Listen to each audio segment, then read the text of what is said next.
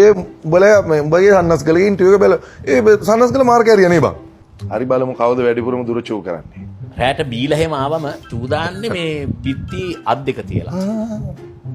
අත තියන්න ඔට්ටු නෑ. අපි අත තිබ්බේ නෑ. ඉරට අත් දෙක තියන් කරන්න.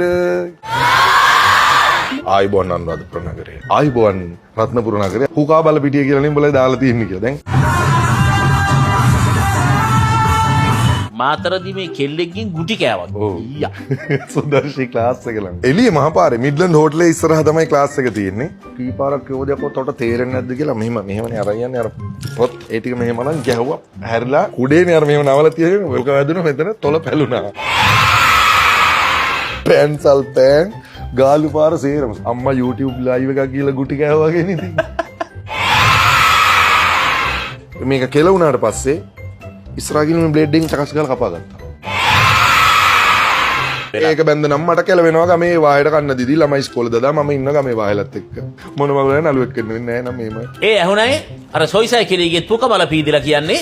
දැම්මදනේ දෑවද කියලා අහන. මඤ්ඤෝ කනේ මඤ්ඤෝ. කෑවයි බිව්වයි ආයි ගාල්ලේ අපි අම්බලන්ගොඩ රත්ගම ඔහම සෙට් එකක් හිටියා. මාර වැඩේ බන් තාත්ත නැති වුණා. හොඳ වැඩේ. පන්න පැත්තේ ඇඟ කියලා කියන්නේ පුරුෂ ලිංගෙ. ස්ත්‍රී ලිංගෙ. නැත්නම් ඔය වාගේ පළාතකට කොල්ලෙක් ගියොත් එහෙම. දැන් අපි දෝ ඉසුරු යනවා. ඉසුරු ගියාම නෑදා ගෙදර ගෙදර නංගි කියනවා මේ අනේ අයියා දැන් දාවේ එන ඇඟ හොදගෙන ගෙට එන්නකෝ. ඔය පොල්ල එන දන්නවයි? අප්පුහාමේ මේ වේසිගේ පුතා කොහාට ගියාද? හැමදාම උදේ නැගිනකොට පොළුවෙන් හිටගෙන ඉන්නවා.